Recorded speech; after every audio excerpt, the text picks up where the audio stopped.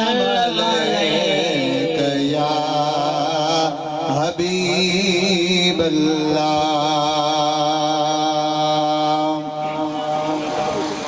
मुझा जान बजल बनवारा वल्लैल जी जुल्फन बहरा सद बार वञाए मां सदको मुझा कामिल कुर्बन वारा सद बार वञाए मां सदको मुझा कामिल कुर्बन वारा मुझा जान बजल वन वारा वल्लैल जी जुल्फन बहरा सद बार वञाए मां सदको मुझा कामिल कुर्बन वारा। हियो ॾींहुं जुड़ियो हीअ रात जुड़ी कुल तुझे करे कायनात जुड़ी हियो ॾींहुं जुड़ियो हीअ रात जुड़ी कुल तुझे करे कायनात जुड़ी कुल तुझे करे कायनात जुड़ी माज़ा गज नेड़न वारा वल्लैल जी जुल्फन वारा सद बार वञाए मां सदको मुझा कामिल कुर्बन वारा चवे अज़मी निर्मल नाम वठी ही तू जो वसीलो तमाम वठी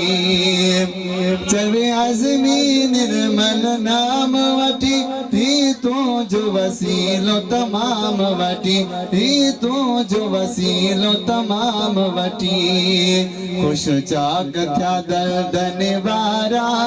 वल्लैल जी जुल्फन वारा सद बार वञा मां सदको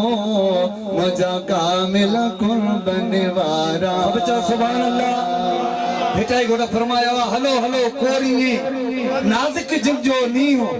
गंढ न सारो ॾींहुं छिनण मोर न सिखिया ही गौसला आलमीन जे बचण जो उहो दरवाज़ो आहे जो हिते सभु को ईंदो आहे बिना कंहिं फ़र्क़ जे कहिड़े बि मसलक सां वास्तो रखंदड़ हुजे लेकिन गौसल आलमीन जे औलाद कुरैशन बादशाहनि वटि सभु सलामी आहिनि तॾहिं बेटा घोड़ा फरमायो हलो हलो कोरी काॾे वञे अलाह वारनि ॾे हलो हलो कोरी नाज़िक जिम जो नीहो गंढ न सारो ॾींहुं छिनण मूर न सिखिया इन बैत जे निस्बत सां मां पंहिंजे मोहतरम वॾे बिरादर जेको असांजो सीनियर नातखाना अज़ो लियाकत अली चाचड़ सोहरवर्दी पंहिंजे इश्क सां सचो इश्क बुढ़ा न थी वे थोरो चिटड़ी थी वियसि ॾाढी हिकिड़ो ॿियो बैत अची वियो हिन ते भेटा घुर फरमायो को बि कहीं जो कुतो को ठाहे विढ़े निबिड़े तॾहिं बि उन्हनि जो आहे छल छॾनि न छोड़ाए लाइक़ पंहिंजी लोथ मां दुनिया जो उहिदो हूंदो 60 साल खबर रिटायर गवर्नमेंट कंदी त हाणे रिकॉर्ड खराब कंदो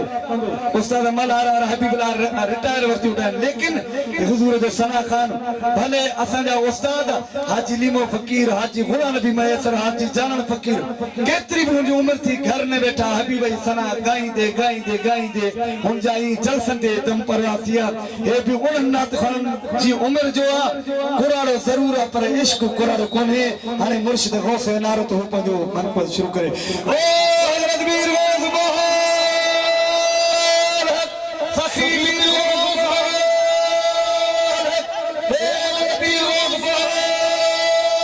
दोबारा सभी मेहमान के साईं जन जे तरफां जन से